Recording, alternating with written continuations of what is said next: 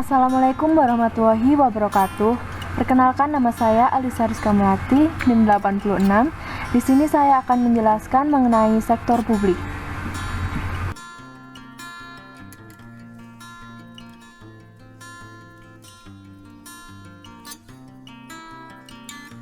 Pokok pembahasan yang akan saya sampaikan, yang pertama, sektor publik dan berbandingannya dengan sektor komersial. 2. Definisi organisasi sektor publik. 3. Jenis-jenis organisasi sektor publik. Dan yang keempat, sejarah akuntansi sektor publik.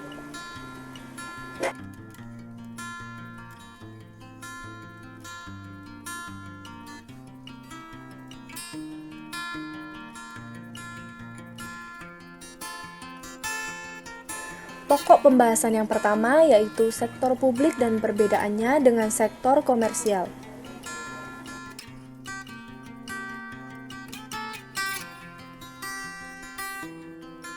Pengertian sektor publik. Pengertian sektor publik diketahui melalui perbandingannya dengan sektor komersial, yaitu sebagai berikut. 1. Merupakan bagian yang tidak terpisahkan dalam sistem perekonomian nasional yang secara bersama-sama menggunakan sumber daya dalam sistem perekonomian tersebut. 2. Menghadapi sumber daya ekonomi yang terbatas untuk mencapai tujuan-tujuannya. 3. Mempunyai pola manajemen keuangan yang sama dimulai dari perencanaan sampai dengan pengendalian. 4. Dalam beberapa hal mempunyai output produk yang sama.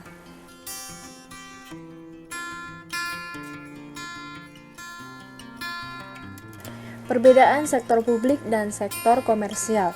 Yang pertama, perusahaan komersial bertujuan memaksimalkan kesejahteraan pemegang saham melalui penciptaan keuntungan, sedangkan organisasi sektor publik bertujuan meningkatkan kesejahteraan masyarakat melalui pelayanan. 2. Perusahaan komersial didanai lewat hasil operasi perusahaan bersangkutan, selain investasi dan pemegang saham. Sedangkan organisasi sektor publik mendanai operasinya tidak melalui laba operasi, tetapi melalui sumbangan atau donasi sukarela. 3. Organisasi sektor publik khususnya lembaga pemerintah harus melakukan aktivitas sesuai peraturan perundang-undangan yang berlaku. Sedangkan perusahaan komersial dapat memilih aktivitas yang akan dilakukan atau produk yang dibuat berdasarkan pertimbangan untung dan rugi.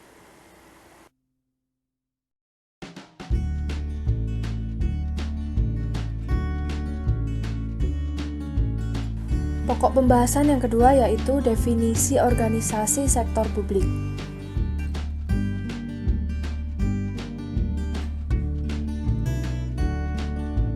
Definisi organisasi sektor publik. Yang pertama, organisasi sektor publik merupakan penyedia barang publik. Barang publik adalah barang yang memiliki dua karakteristik. Pertama, barang publik adalah komoditas yang keberadaannya tidak melalui persaingan antar penyedianya, sebagaimana barang privat diperjualbelikan di pasar yang penuh persaingan antar produsennya. 2. Tidak dapat diterapkan prinsip pengecualian bagi para penggunanya, sehingga semua masyarakat dapat menggunakannya. Contoh barang publik adalah taman kota. Definisi yang kedua yaitu, organisasi sektor publik diperlukan dalam rekayasa struktur sosial. Dalam masyarakat yang kehidupannya digerakkan oleh ekonomi, hampir seluruh transaksi dilakukan melalui mekanisme pasar. Jika setiap aspek kehidupan didominasi oleh pasar, maka kesenjangan akan semakin meningkat. Hal tersebut disebabkan mekanisme pasar tidak memungkinkan seorang individu di struktur sosial tertentu berkesempatan pindah ke struktur sosial di atasnya tanpa kekuatan ekonomi. Dalam konteks ini, peran organisasi sektor publik diperlukan untuk menjadi jembatan antar struktur sosial yang dimaksud.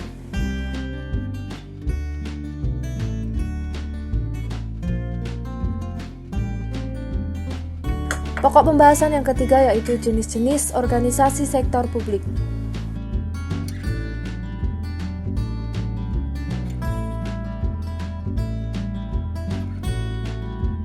Jenis-jenis organisasi sektor publik dibagi menjadi 3, yaitu instansi pemerintah, organisasi nirlaba milik pemerintah, yang terakhir yaitu organisasi nirlaba milik swasta.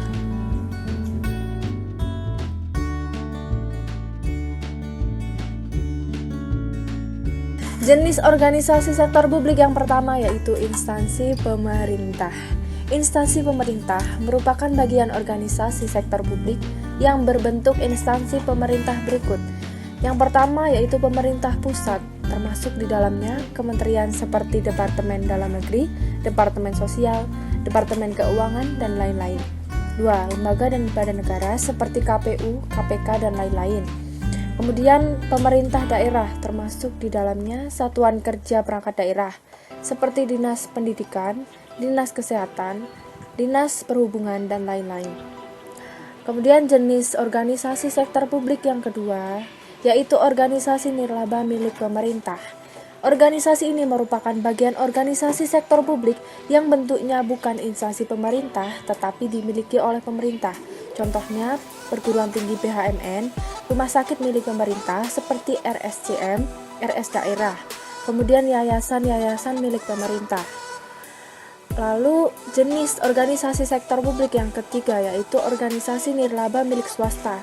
Organisasi ini merupakan bagian organisasi sektor publik yang dimiliki dan dikelola oleh pihak swasta. Contohnya yaitu yayasan seperti Sampurna Foundation, Dompet Duafa Republika, dan lain-lain. Kemudian sekolah dan universitas swasta, lalu rumah sakit milik swasta.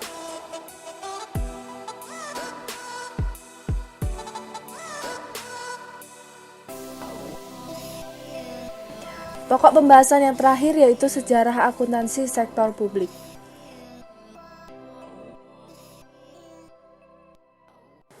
Sejarah akuntansi sektor publik dimulai sejak ribuan tahun yang lalu. Kemunculannya lebih dipengaruhi pada interaksi yang terjadi di dalam masyarakat dan kekuatan sosial dalam masyarakat. Kekuatan sosial yang umumnya berbentuk organisasi sektor publik ini dapat diklasifikasikan ke dalam yang pertama, semangat kapitalisasi atau capitalistic spirit. 2. Peristiwa politik dan ekonomi atau economic and politic event. Yang ketiga, inovasi teknologi atau teknologi innovation.